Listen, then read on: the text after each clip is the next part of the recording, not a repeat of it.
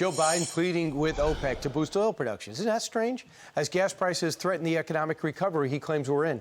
But the move sparking outrage here at home, and why not? As the White House ignores our own American oil manufacturers. We're the #1 in the world. The White House said this: although we are not a party to OPEC, the U.S. will always speak to international partners regarding issue of significance.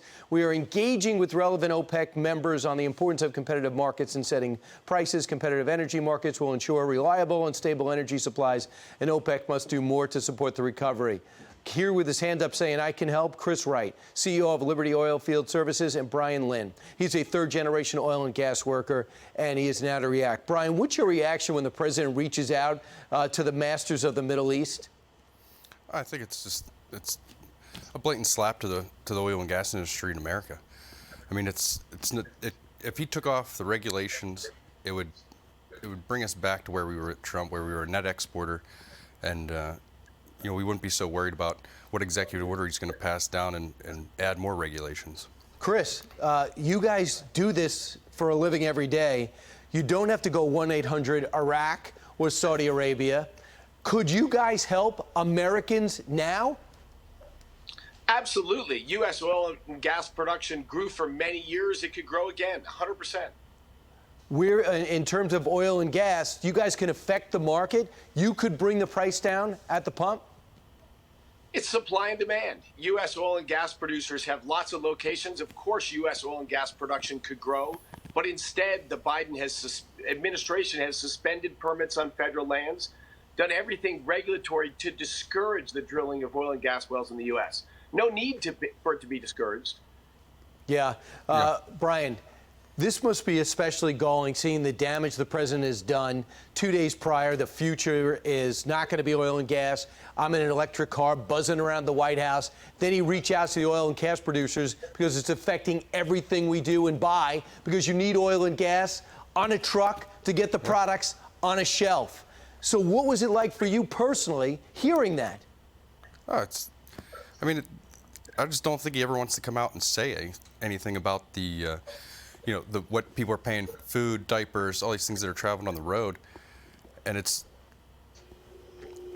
disheartening. The supply chain strains on just our business alone is tough. The steel prices are going up. So, he could help us out there. He could remove some tariffs, possibly bring back deregulating the oil and gas, open up the Keystone Pipeline, open up the federal lands for drilling and fracking.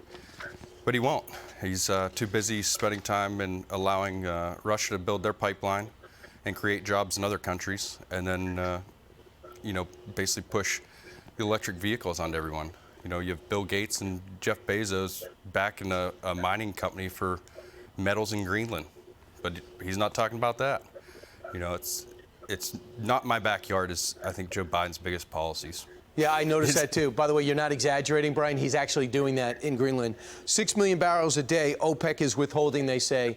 Brian, first off, Chris, I should say, how much has he hurt you already? As gas is now $3.19 to $2.18, but how much has he hurt your industry already? And he's only been in the job 7 months. You look, a chilling regulatory environment, a message you're not welcome here, a message that tax policy is going to change. Of course, that slows investment for development in the U.S. When you show it slow investment, you slow the growth of supply, and you push prices up. Everything he's done of course, is going to raise the price of gas at the pump, is going to raise home heating prices, and it continues down this pathway. Of course, we should expect more of the same. Colleges are discouraging kids from getting into your industry. You have so many jobs to fill. Final thought real quick, Brian?